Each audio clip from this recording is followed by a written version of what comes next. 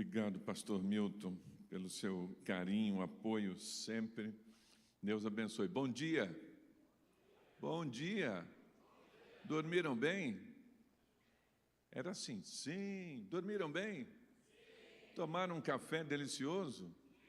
E agora o alimento da palavra, pela misericórdia do Senhor, a graça do Senhor. Que Deus abençoe a igreja, pastor Milton, nesse início de caminhada com vocês aqui. Não completou um ano ainda, 64 anos da igreja, e eu sou muito honrado pelo convite. Já agradeço todo o carinho, a hospitalidade do João e da Vildean, que nos recebem ali, e que Deus siga abençoando toda essa programação até a noite e a caminhada da igreja até a volta do Senhor Jesus Cristo. Falei ontem a respeito da alegria do tema que Deus colocou no coração do pastor Milton, da liderança da igreja. Todos os povos te louvam. A divisa escolhida lá em Apocalipse, no capítulo 5. Meus irmãos, capítulo 5 de Apocalipse é para a gente ler o tempo todo. É a nossa vitória, a vitória do Cordeiro, é a vitória de Cristo, é a coroação dEle, é a soberania dEle, é o Pai dando a Ele todo o poder para Ele executar essa obra de redenção, a consumação de todas as coisas, e a maneira como Ele venceu pela obediência, pela humildade, pelo seu sangue, pela sua morte, mas também pela sua ressurreição. E isso tudo Ele fez para comprar a nossa vida com o seu sangue, comprar para o Senhor, pagou a nossa dívida. E isso nós observamos ontem, quando falamos aqui a primeira mensagem. Nós louvamos a Deus por causa da vitória do Cordeiro. Todos os povos te louvam. E hoje a gente quer, agora de manhã, observar uma outra circunstância que nos motiva a esse louvor. E como nação, como povo, a gente estar louvando ao Senhor. Eu quero trabalhar o tema, todos os povos te louvam, porque o Espírito Santo está conduzindo e executando a obra de evangelização no mundo. O foco é o Espírito Santo de Deus, a Trindade está envolvida na salvação, é o Espírito Santo quem conduz, quem orienta, mas ele também se torna o executor. Ele é o diretor executivo da obra missionária que está trabalhando nos corações da humanidade, em todas as nações, para que todos os povos louvem o Cordeiro. Eu me lembrei, pastor Milton, de uma ilustração do saudoso Dr. Shedd. Dr. Shedd, um maior teólogo, e juntamente com o Saião, e alguns esperamos que venham outros, né, Milton? Mas aqui no Brasil, o Dr. Shedd, eu lembro uma vez, falando no contexto de missões, que ele disse que a obra missionária existe para completar o número dos salvos, dos escolhidos, que vão estar vivendo eternamente com o Senhor. E ele usou a figura da noiva, que a igreja é a noiva, e que o Senhor Jesus Cristo morreu para que essa noiva seja bonita, adornada, bem vestida, para este casamento nas bodas do Cordeiro. E ele falou, enquanto nós tivermos nações, João Batista, e etnias que não têm representante, está faltando pedaço na noiva. A gente tem que completar a noiva, a obra de missões é para completar a noiva. E ele falou assim, já pensou uma noiva desdentada, caolha, faltando um olho, uma perna? E isso foi o Dr. Shedd. Então, que a obra missionária, nós trabalhemos para que esta igreja santa seja completa com a representatividade, que não falte nenhum membro, nenhuma parte deste corpo de Cristo, a igreja, as nações sendo representadas ali. Eu quero olhar um texto que está no livro de Atos, e falei ontem também sobre o primeiro selo. Apocalipse 5 tem um livro que ninguém podia abrir, os decretos de Deus, os desígnios de Deus, selado com 7 selos. E eu só falei do primeiro porque não dá tempo da gente estar trabalhando cada um, mas esse primeiro selo que Jesus abriu, um cavalo branco com um cavaleiro, um arco, e ele representa o Evangelho, a obra do Evangelho, porque este primeiro cavalo, ele sai vitorioso e sai para vencer. O Evangelho não dá errado. A graça de Jesus Cristo se cumpre na salvação das pessoas em todo o mundo. Então, desta forma, este start dado, a autorização ao abrir esse selo, é naquele momento antes do Pentecostes de Atos 2. A igreja, então, agora vai falar desse testemunho. Ser-me-eis testemunhas. Jerusalém, Judeia, Samaria, confins da terra. E essa obra de testemunhar o que Jesus fez, a obra de salvação, a testemunhar que Ele é o Messias prometido, que Deus cumpriu a promessa, que Ele morreu, mas que Ele ressuscitou ao terceiro dia, que Ele está à direita do Pai, que Ele vai voltar para buscar a gente. Esta é a obra do Evangelho. E a gente precisa dar esse testemunho, esta proclamação em todo o planeta, em todo o mundo. E no momento que o Espírito Santo chega capacitando a igreja para testemunhar, em Atos 2, é esse momento que o selo é aberto com uma autorização para que a gente seja testemunha. A igreja em Atos começa a crescer. Neste primeiro evento, 3.000 convertidos. Passa um pouquinho mais, o coxo se converte, o aleijado é curado. Mais um momento, 5.000 convertidos. Depois não dá mais para contar. Perseguição, eles se espalham por toda aquela região, pregando o Evangelho do Senhor, e esse Evangelho vai circulando. Este Evangelho, meus irmãos e minhas irmãs, ele circula na história. São 2.000 anos de pregação do Evangelho no mundo. São 2.000 anos, um pouquinho a mais, desse testemunho que é dado em vários lugares do nosso planeta. E nós também temos este avanço, que ele é um avanço geográfico, que ele também é um avanço étnico.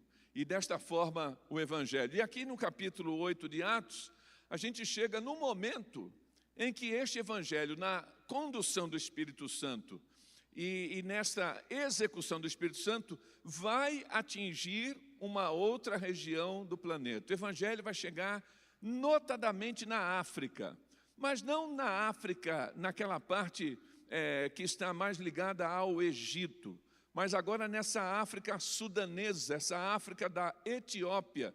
E nós vamos ter esse evento aqui. É um trabalho do Espírito Santo para que este Evangelho possa se expandir.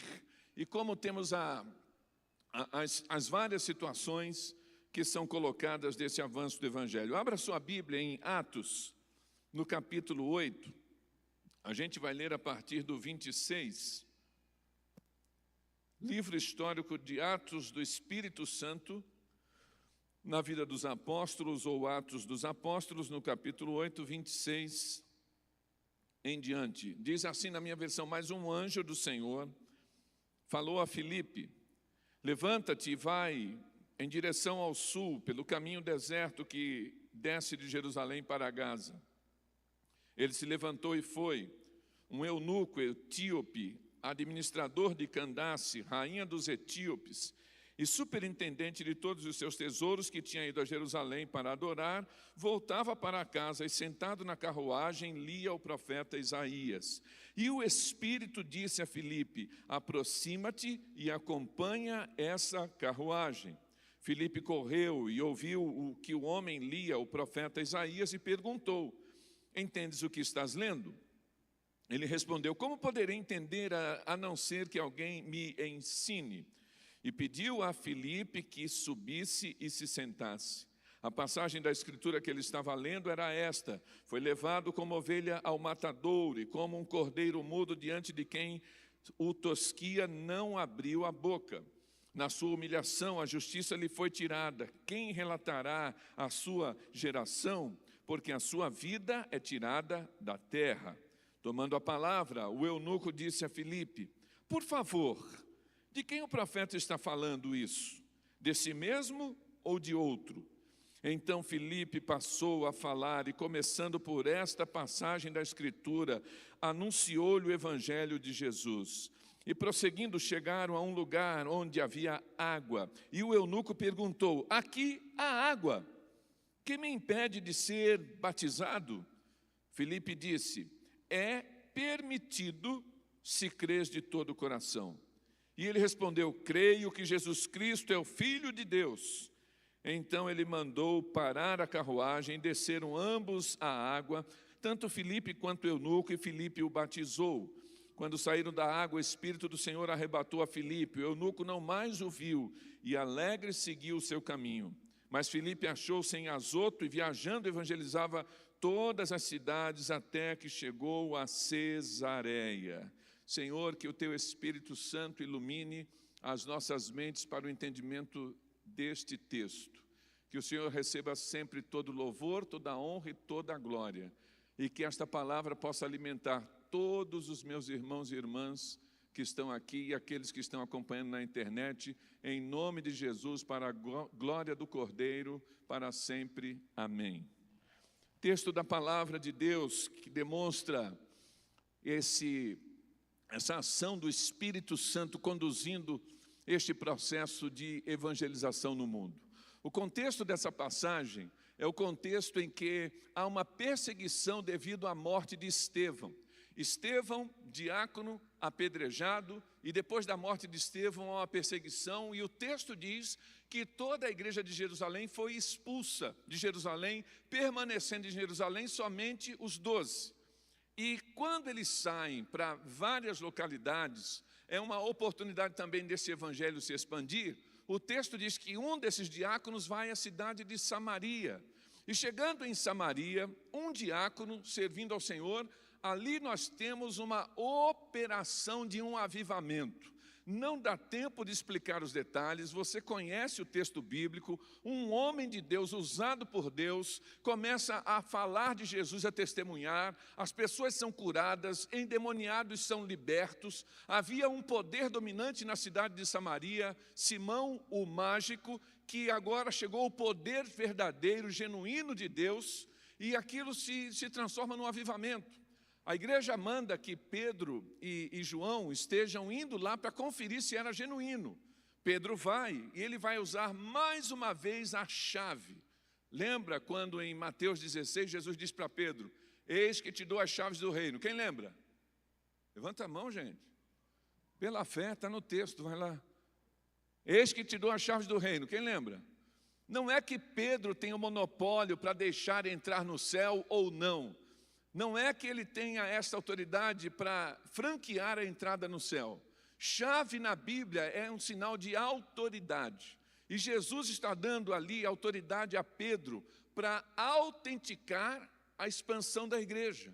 É Pedro quem autentica esses movimentos do Espírito Santo. Tem uma relação também com a autoridade da igreja na questão de disciplina, de desligar e também agregar ao corpo de Cristo aqueles que dão testemunho ou aqueles que cometem algo necessário ser disciplinado, como é a orientação bíblica. Mas o interessante é que Pedro usa a chave por 3 vezes. Ele vai usar em Pentecostes ali, abrindo a chave aos judeus, quando ele prega o seu sermão, os 3.000 convertidos. Depois em Samaria, ele vai usar a chave a 2ª vez. Nesse momento ele chega lá, samaritano no céu. Como pode? Discriminação do judeu para o samaritano. A igreja em Jerusalém preocupada. Como é que é esse movimento? Quem pregou? Foi Filipe, o diácono. Será que isso está certo? Vai lá, Pedro, confere. E Pedro chega lá e vê que é genuíno. Ele autentica, ele começa a pregar aos samaritanos. Ele viaja para Jerusalém, ele dá o relatório à igreja. E ele está usando a chave dizendo: é verdadeiro. O Espírito Santo desceu sobre os samaritanos. Eles também vão para o céu. E depois na casa de Cornélio, aquela figura do lençol com animais que eram considerados imundos pelos judeus. E naquele momento que Pedro é levado, ele tem uma visão. Depois o anjo manda Cornélio mandar os mensageiros buscar Pedro. E ele chega lá, cidadão romano, um oficial do exército romano. E a casa dele se converte, todos eles também, e Pedro usa a chave essa 3ª vez, autenticando agora o evangelho a todas as nações. Cornélio, o romano, aquele que é o dominador ali, que seria o inimigo primaz dos judeus, também agora se torna irmão em Cristo. E o Espírito Santo está dizendo: a porta do evangelho agora está aberta a todas as nações. nesta sequência, após a perseguição, o evangelho vai chegar em Samaria, um avivamento. Gente, como é bom quando as coisas dão certo. Pensa comigo, quando tudo está correndo bem, é bom ou não é? Dá um sorriso aí. Tudo correndo bem. O camarada que enganava uma cidade com cerca de 60 mil habitantes, colocado no seu devido lugar, muita gente sendo abençoada, muita gente convertida. Eu fico imaginando Felipe ali cuidando do discipulado desse pessoal, meus. E batizando, e agregando, e tanta coisa para fazer. Aí chega lá o delegado, não é o japonês da Federal, mas o delegado Pedro, com a delegação de Jerusalém para ver. Aí Pedro, apóstolo, que andou com Jesus, vê o que está acontecendo em Samaria, fala, é de Deus. Igual o Saião, né, João? É de Deus. Que é uma frase que o pastor Saião fala muito. E de repente, tanta coisa para fazer, tudo às mil maravilhas. Aparece um anjo, fala, Felipe, sai daí. Mas eu tenho tanta coisa para fazer aqui. Não, mas é para ir. Para onde? Você vai descer lá para o sul de Israel. Vai naquela estrada que desce de Jerusalém para Gaza. O anjo está mandando ele para a faixa de Gaza. E vai para um lugar deserto. Ele pegou e foi. É coisa de 150 quilômetros. Aí ele desce, tem é possível fazer um atalho e não entrar em Jerusalém, mas subir uma região montanhosa, corta o caminho. Os guias turísticos hoje de Israel têm um lugar ali onde eles dizem historicamente que é o encontro de Filipe com o eunuco, e tem uma questão de pontos de água ali, e ele chega e ele vai até lá. Então, quando ele chega lá, uma região deserta, ele obedeceu o anjo. Na sequência, quem aparece para ele? O texto vai dizer, agora é o Espírito Santo. Aí o Espírito Santo chega, não me pergunte como, mas o texto diz que o Espírito Santo falou para ele, aproxima-te daquela carruagem. E está passando uma carruagem. Ele aproxima. A carruagem não parou, mas ele era bem preparado fisicamente, correu do lado. O texto diz que ele está acompanhando do lado. E o Espírito Santo conduziu aquele homem para deixar uma multidão, para seguir para uma região desértica, para alcançar uma pessoa. Porque Deus se importa com cada pessoa. Meus irmãos, minhas irmãs, o nosso Deus não é um Deus do atacado. Não é um Deus que aglomera tudo. Ele sabe o nome de cada pessoa que Ele criou desde o ventre da mãe. Ele conhece a situação específica de cada ser humano que já viveu e que está vivendo no planeta e que ainda vai nascer. E Ele ama a sua criação. E Ele trata individualmente. Vai para o deserto, sai da multidão e eu vou usar você. Aí o Espírito Santo chega e aproxima-te. E aqui nós temos aquilo que em missões a gente tem falado sobre o discipulado, e o pastor Milton é especialista nisso. É aquilo que a gente chama do approach. O approach é uma linguagem aérea, das empresas, dos aviões, da aeronáutica. Quando o avião está vindo numa altura, numa determinada velocidade, ele tem que descer numa pista, e essa pista, então, ele tem que diminuir a sua velocidade, a sua altitude, e a linguagem deste movimento de diminuir velocidade e baixar a altura é o approach, para depois entrar naquela realidade, tocar o solo, acionar os freios e estacionar depois de taxiar. O discipulado envolve que nós estamos vivendo numa realidade. As pessoas sem Jesus lá fora estão vivendo uma outra realidade, é uma outra agenda, é uma outra expectativa de vida. Nós temos que entrar naquela realidade da pessoa, nós temos que conviver com elas, nós temos que entender o cenário delas. Quem sabe, e quem sabe não, caminhar ao lado, né, Milton? Como na carruagem, andar um pouquinho, desenvolver um relacionamento, e só aí abrir a palavra, como o texto vai mostrar, para explicar a palavra que transforma a vida dos pecadores. E o Espírito Santo conduz este processo, e ele coloca, então, Filipe nesta posição. Quem é esse etíope? Esse etíope, ele é o ministro da fazenda do reino de Candace, na Etiópia. Ele é o superintendente de todos os tesouros, ministro da economia.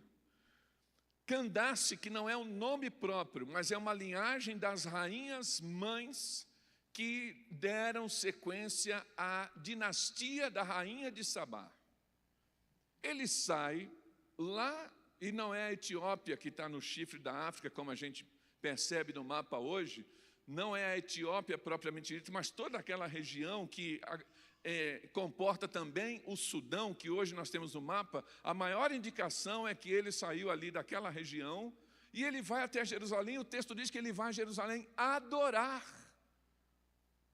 Ora, 1.700, a depender, alguns falam 1.600 quilômetros, de carruagem para chegar em Jerusalém e adorar. E quem é esse eunuco etíope que tem uma posição de influência? Ele é um prosélito, ele é convertido ao judaísmo. Qual é a origem disso? A rainha de Sabá esteve em Jerusalém, ela se encantou com a sabedoria de Salomão, ela levou presentes, mas quando ela retorna para a Etiópia, ela levou o temor do Senhor. E o evangelho, então, o judaísmo, o temor de Deus, a revelação de Deus, a expectativa do Messias, como os judeus têm até hoje, chegou na Etiópia através da rainha de Sabá. Sinagogas foram estabelecidas. E hoje nós temos ainda ali a prática do judaísmo naquela região é muito acentuada devido a isso. Na sequência, esse etíope, que era prosélito, convertido ao judaísmo, saía daquela localidade, era um homem que tinha dinheiro para fazer essa viagem, vai a Jerusalém adorar, é um reboliço que está na cidade. Por quê? Porque mataram Estevão à pedrada, ele chega para participar das festas anuais, e tem todo o movimento. Mas o que está acontecendo? Não, tinha um nazareno, um que se diz que era o Messias, ele foi morto na cruz, e os seguidores dele dizem que ele ressuscitou, e eles estão fazendo aí um alvoroço, e todos os crentes dessa seita foram expulsos lá de Jerusalém, e chegaram em Samaria também, e eles estão por aí. Essa era a informação. Ele vai cumprir a sua obrigação, e ele está retornando para casa. Ele está naquela direção de Jerusalém até chegar no litoral, mar Mediterrâneo, faixa de Gaza. E Filipe, então, se apresenta para ele. E o texto é muito interessante, porque nós temos ali alguns detalhes, mas o mais importante é essa aproximação de início, em que faz com que este homem receba a mensagem do Evangelho, se converta, volte para a Etiópia, e a história vai contar que através deste eunuco, o Evangelho se expandiu naquela região e igrejas foram plantadas. O Espírito Santo tem os seus movimentos. De quando em quando ele tira a gente daqui para lá, para poder receber a mensagem do Evangelho. Quantos estão se convertendo, pastor Milton, na Vila Minha Pátria? Quando eu estava mais envolvido no contexto de missões, a gente falava da cerca de proteção do Islã. E quando um muçulmano está dentro do seu habitat, ele está cercado pela família, o pai e a mãe, ele não pode ver uma literatura. Hoje eles ficam fiscalizando que acesso ele está tendo na internet. Ele tem que ir lá na mesquita, ele tem que fazer as orações, ele está protegido.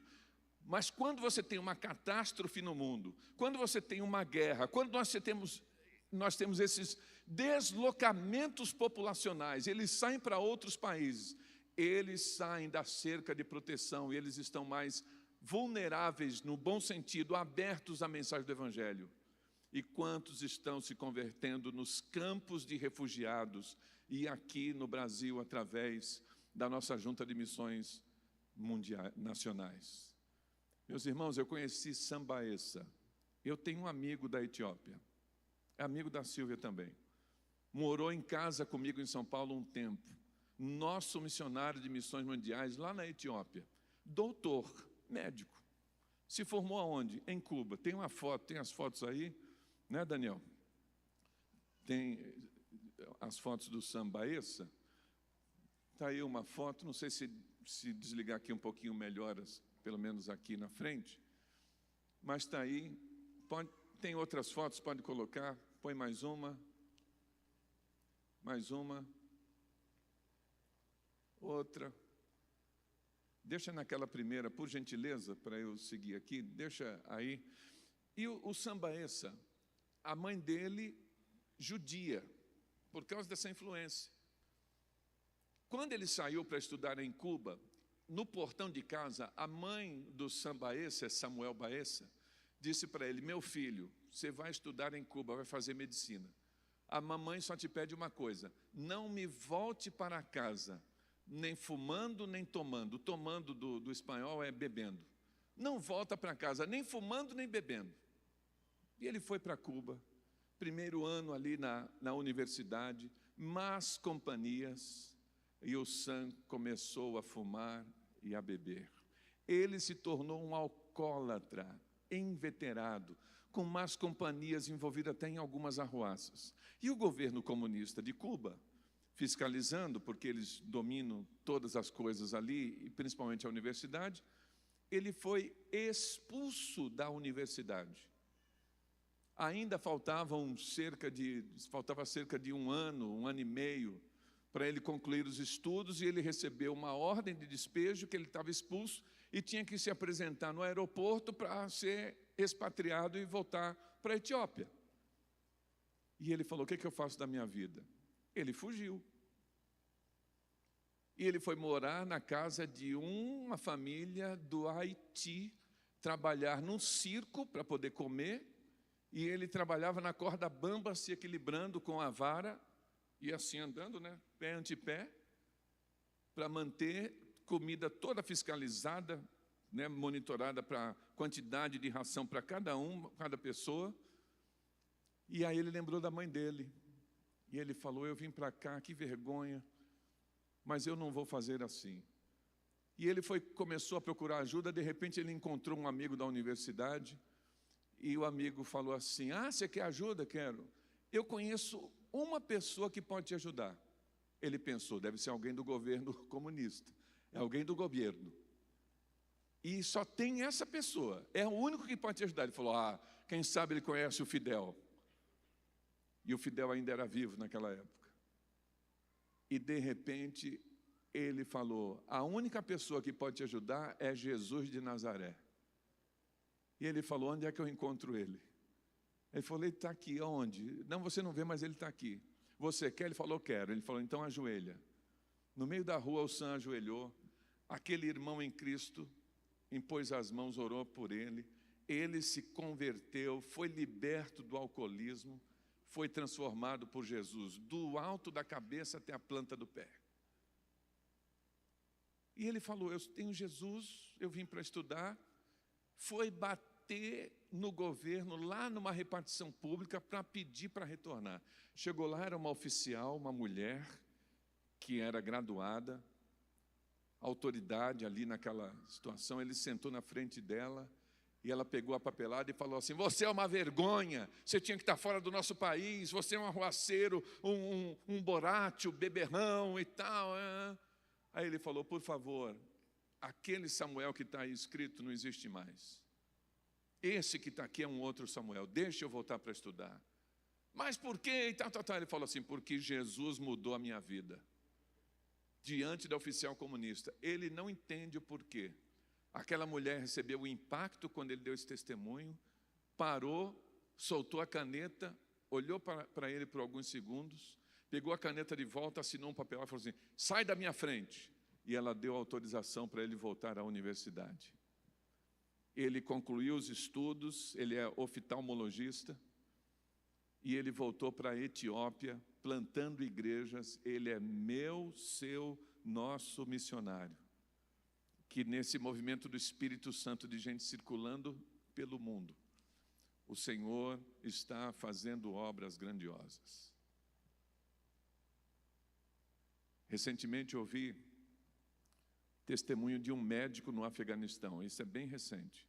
Talvez o pastor Milton tenha visto isso, saiu em vídeo, esse relato. Talibã, dentro do Afeganistão, eles casam com adolescentes. E esse médico com uma filha linda, 12 para 13 anos, o talibês falou: eu vou casar com a sua filha. E aquele médico ficou transtornado. Entregar uma criança para um líder religioso por uma imposição da força.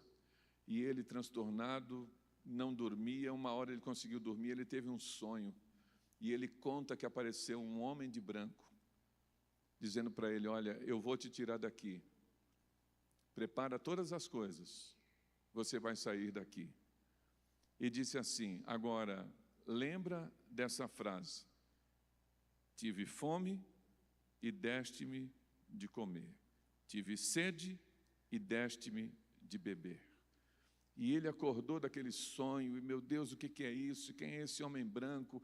E foi procurar ajuda, e conseguiu fazer um contato com uma ONG, prepararam todas as coisas, ele conseguiu tirar toda a sua família, ele, a esposa, 3 filhos, e eles foram para a ilha de Lesbos, inicialmente ali na Grécia, e tem várias ONGs trabalhando.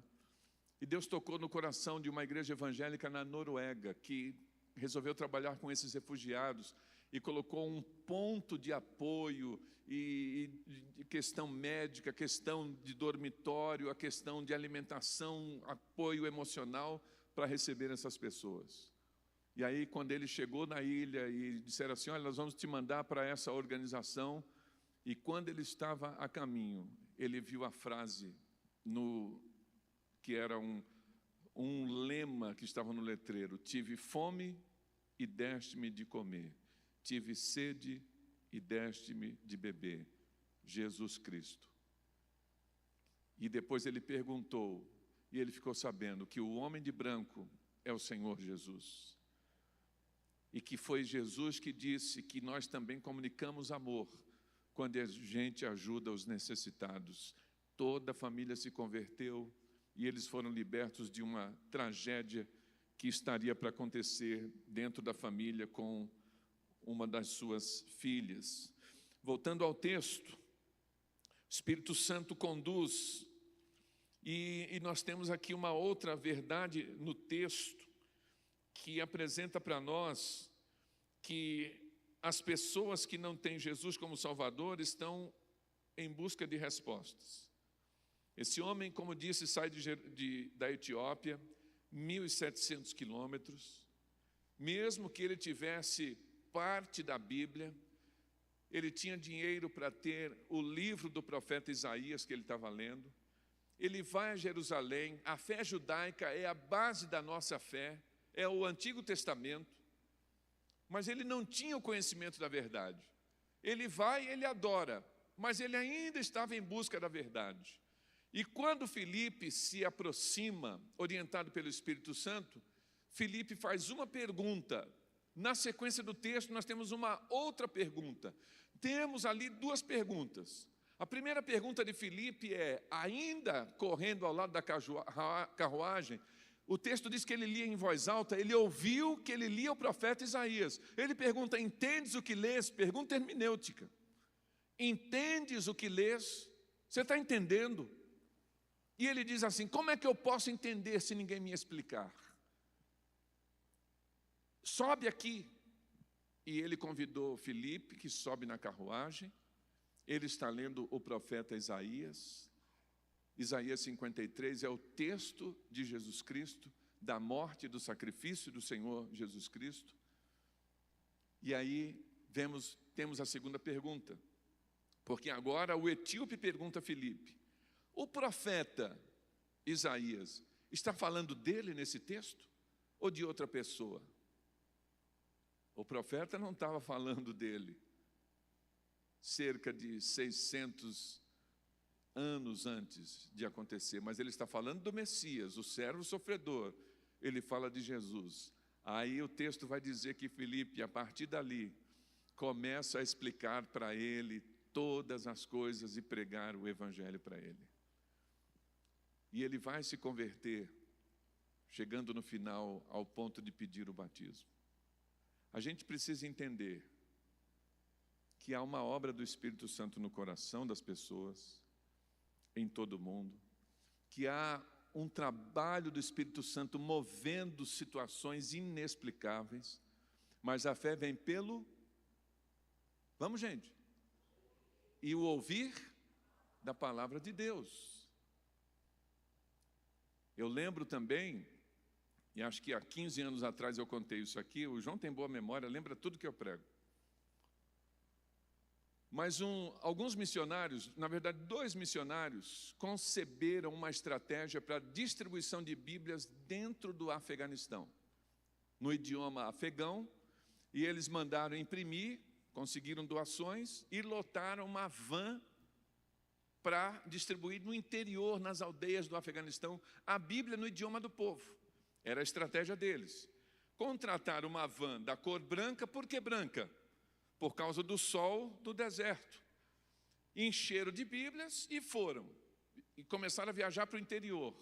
E depois de um bom tempo de viagem, já de alguns dias, de repente um dia, em determinado horário, o carro do nada parou.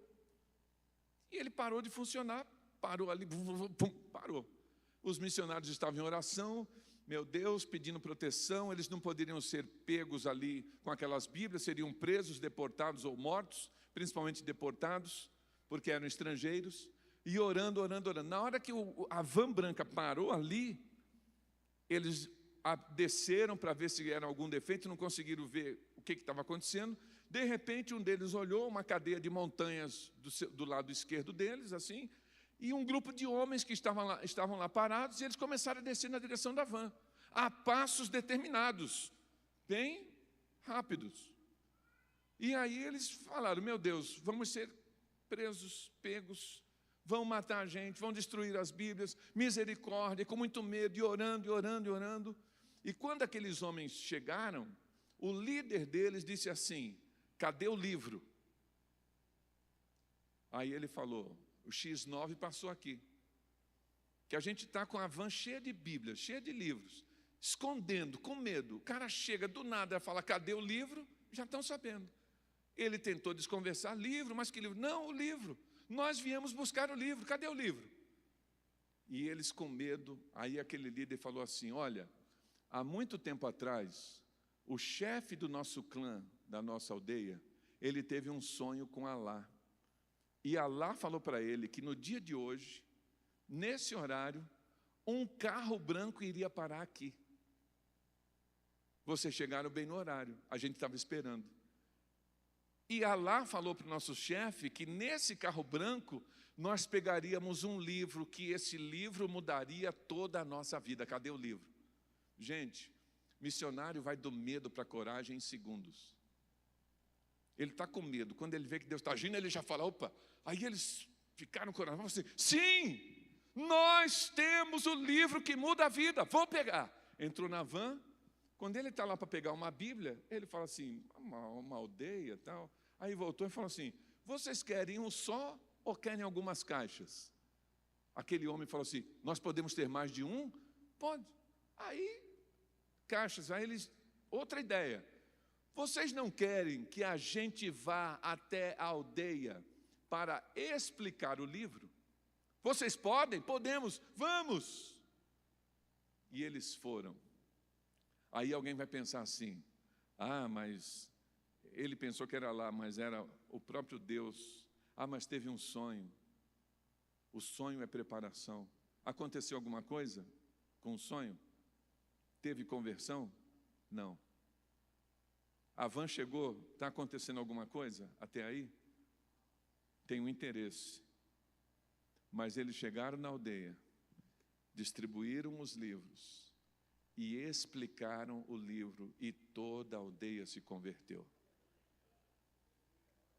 Explicação da palavra, testemunhar da palavra, fazer com que a pessoa, tocada pelo Espírito Santo, quando ela mirar, quando ela vê a gramática, os sentidos, os significados, mas você dizendo para ela: olha, isso é por causa disso, isso é assim, a minha vida eu passei por isso, olha aqui, você tem que fazer isso, isso. Olha como Jesus te ama, Ele morreu por você, Ele derramou o seu sangue, Ele ressuscitou, Ele vai voltar.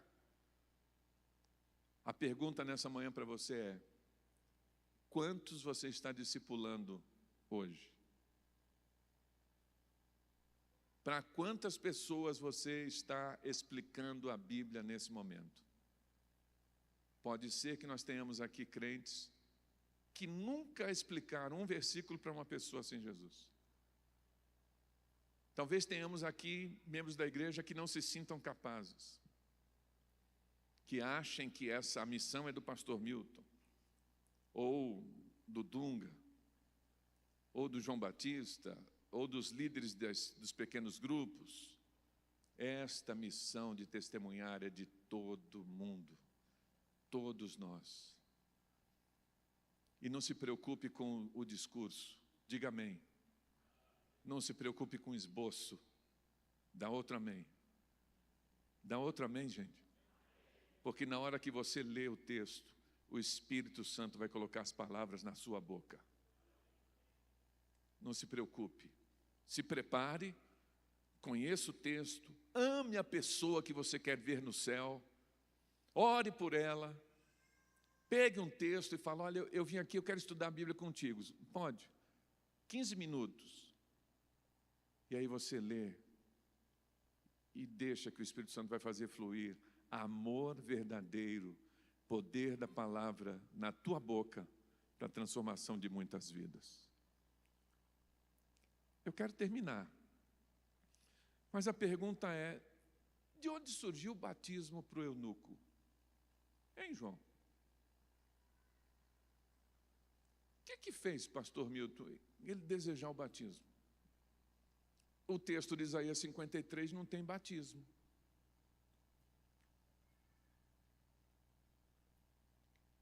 Mas o texto diz que ele começa a explicar Isaías 53, e o texto vai dizer que ele começa a falar a partir dali todo o Evangelho. Gente, o batismo faz parte do Evangelho. O batismo está dentro do pacote da salvação. Ele não salva, como o ladrão da cruz, mas ele é um ato de obediência, testemunho público. Eu acho que essa igreja não. Eu olho aqui, essa igreja aqui, pastor Milton, eu vejo uma auréola assim, reluzente sobre a cabeça de cada ovelha. Acho que esse povo aqui nem peca. São tão santos, tão comprometidos com missões, acho que eles nem pecam. Mas eu tenho gente na minha igreja que a gente chama de amigo do Evangelho. Já ouviram esse termo? Frequenta a igreja, conhece a palavra, mas não assume compromisso, não se batiza. Não sei se tiver alguém aqui ainda crente ou frequentador da igreja. Tem gente que já se converteu e nem sabe, né, assim. Mas o batismo é uma bênção, porque é bênção quando a gente obedece quem manda, obedecer o dono. Ele é o Kyrios, Senhor, Salvador Jesus Cristo. E quando Filipe coloca a mensagem do Evangelho, em algum ponto da mensagem de Filipe, ele vai dizer assim, e Jesus deu uma ordem: ide por todo mundo pregar o Evangelho a toda criatura, né?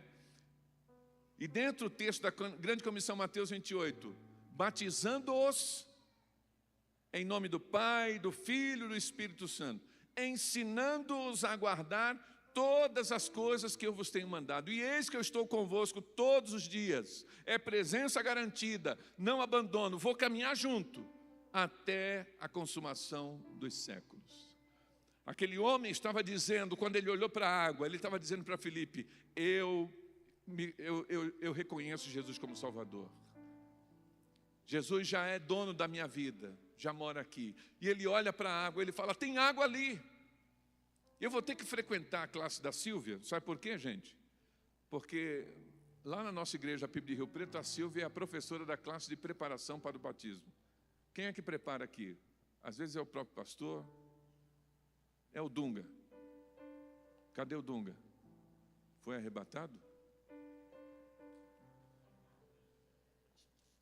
Então, desta maneira, ele não precisou ir para uma preparação, porque quando ele fala, tem água ali, que me impede de ser batizado? Tem algum impedimento? Filipe colocou para ele, é lícito, é legal, é legítimo, é aprovado, se você crê de todo o coração. E quando ele fala isso, o eunuco diz para ele, eu creio que Jesus Cristo é o Filho de Deus. Essa é a declaração da igreja apostólica, da igreja primitiva, a declaração de fé. Que o Cristo, o enviado, Ele é o Filho de Deus, dado por mim e por você. Desceram ambos à água. Aquele homem foi batizado. E o texto diz que ele voltou cheio de alegria. Meus irmãos, crente tem problema? Tem. Mas tem uma alegria inabalável dentro de nós. Às vezes a gente chora, mas o choro só dura uma noite. A alegria vem pela manhã, mas há uma alegria conosco, alegria da salvação, alegria de ter um pai, alegria de ter um futuro, alegria de saber que o nosso futuro está garantido no céu com o Senhor.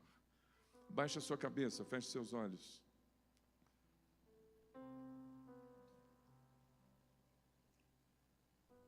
Para que você possa refletir. Essa reflexão tem a mesa, que a gente vai celebrar daqui a pouquinho a ceia. O Espírito Santo conduziu uma estratégia para chegar em você. Lá no passado, lembra do dia da sua conversão? Lembra como foi que você ouviu a palavra de Deus? Alguém pode ter falado de Jesus para você, você pode ter vindo à igreja, esta igreja, outra igreja, mas houve um movimento do Espírito Santo para alcançar você.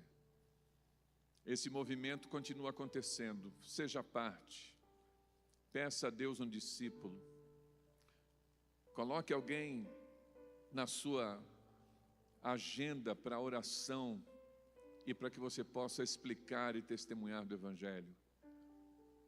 Seja um instrumento de Deus para a salvação de vidas. Compromisso pelo batismo é compromisso de membresia. Mantenha esse compromisso de santidade. Você é membro do corpo de Cristo, membro desta igreja ou de outra igreja. Santidade, testemunho, amor cristão, ajuda, sustento financeiro, envolvimento com missões, oração. Todas estas disciplinas só abençoam a sua vida, nunca prejudicam. Seja um crente comprometido com o reino, com a igreja e com o nosso Salvador. Senhor, obrigado, que o Teu Espírito Santo continue nos ensinando e falando aos nossos corações, em nome de Jesus, amém.